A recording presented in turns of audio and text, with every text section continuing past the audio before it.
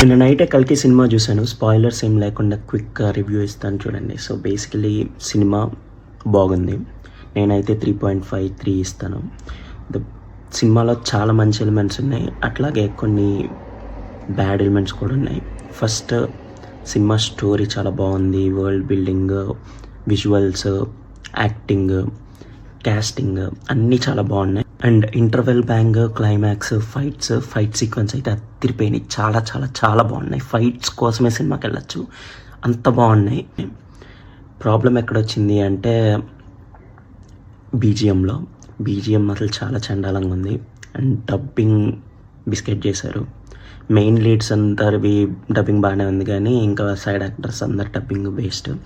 Dialogues అయితే చిన్నపిల్లల dialogues లాగా ఉంటాయి. 7th క్లాస్ పిల్లోడు 6th క్లాస్ పిల్లోడితో మాట్లాడుతున్నట్టే ఉంటాయి ఎక్కడ.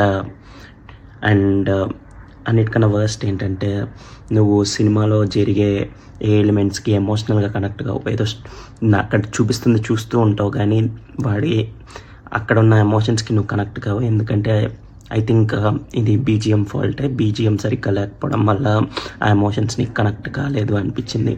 నాగశ్విన్ అయితే మెస్మరైజ్ చేశాడు, ప్రూవ్ చేశాడు. ఓవరాల్ సినిమా చాలా బాగుంది. మీరు కూడా వెళ్ళి చూడండి. మీ ఒపీనియన్ ఏంటో కింద కామెంట్ చేయండి.